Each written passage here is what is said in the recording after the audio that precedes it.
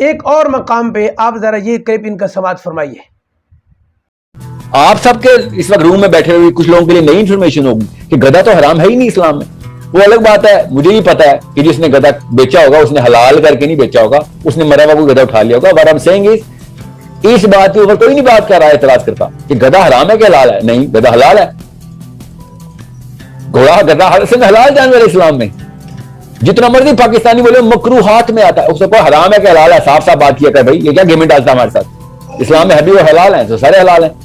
عدی بن حاتم رضی اللہ تعالیٰ عنہ, عدی بن حاتم کے والد حاتم تائی کی نبی اسلام نے تعریف کی, سب سے خوبصورت دعا. حاتم تائی نے کیا کیا تھا, گیسٹ کو پتہ چلا یار گھر میں کچھ بھی نہیں, اپنا ہی گھوڑا دبا کر کھلا دیا. اب بیٹھا ہوا کوئی مولوی مجھے کہے گا وہ تو اسلام سے پہلے کی بات ہے. اسلام کے بعد کے واقعات سناؤں آپ کو, کس نے آ کے حرمت ٹھہرائی ہے گدھے کی. پاکستانی ہے اس لیے وہ آپ حضرت ابو حنیفہ کو نبی نہ مانے, تمام ائمہ کرام گدھے کو حلال ہی قرار دیے سوائے ابو حنیفہ نے, وہ بھی کنڈیشنل. جی ناظرین, آپ نے سماعت فرمایا. مجھے اس پر افسوس بھی ہو رہا ہے اور ہنسی بھی آ رہی ہے. وہ ایک لطیفہ ہے نا کہ کسی نے کہا کہ یار میں مشہور ہونا چاہتا ہوں, کیا کروں.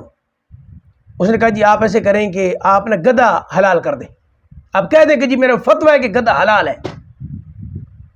اس نے کہا پھر, اس نے کہا آپ یہ کہہ کے تو دیکھیں, اسٹیٹمنٹ دے دیں, فتویٰ دے دیں. اس نے دے دیا. اب ہر طرف تھرتھلی مچ گئی, جس کو کہتے ہیں کہ یہ کیا ہو گیا.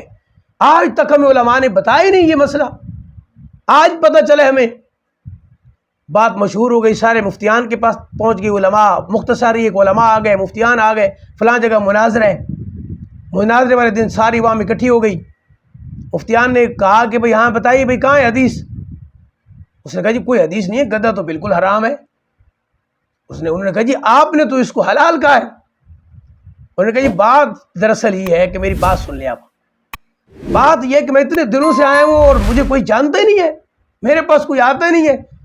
اس لیے پھر میں نے کہا کہ یہ کام کروں تاکہ مشہور بھی ہو جائیں اور لوگ بھی پھر آئیں.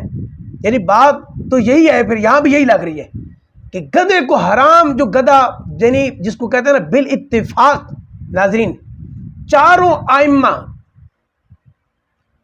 آئمہ کے نزدیک گدھا, جو پالتو گدھا, یہ حرام ہے.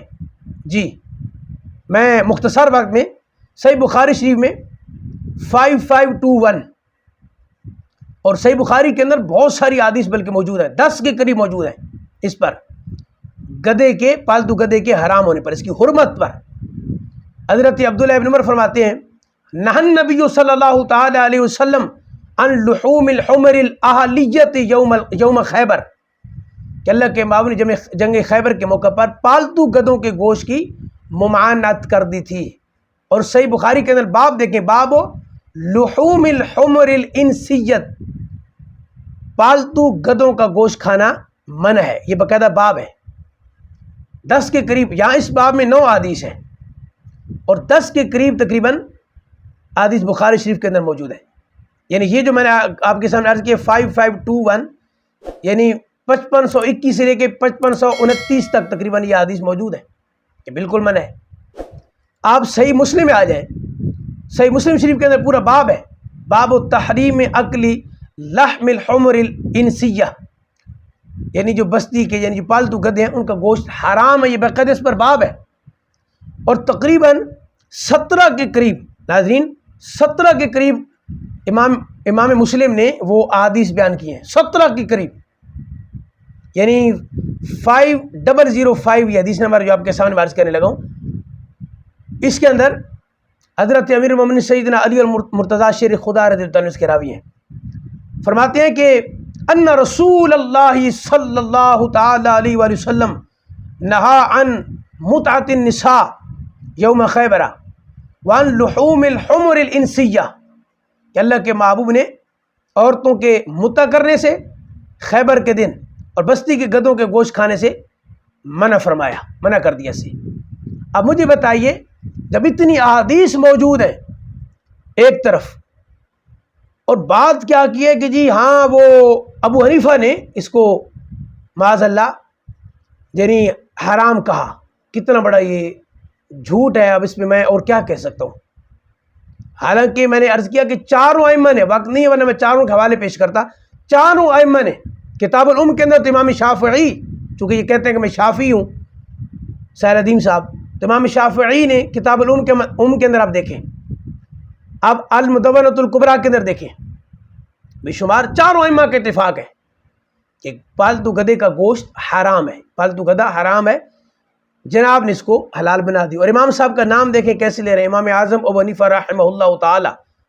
ابو حنیفہ نے کہا جی، میری پھر گزارش ہے آپ سب ناظرین و سامعین سے بھی اور سہیل ادیم صاحب سے بھی، خدا را جب ہر فن میں پہلے پڑھنا ضروری ہے، ہر شعبہ میں، تو کیا دین اتنا ہی معاذ اللہ ہے کہ آپ جو چاہے اٹھے اور وہ اس پہ بولنا شروع کر دیں؟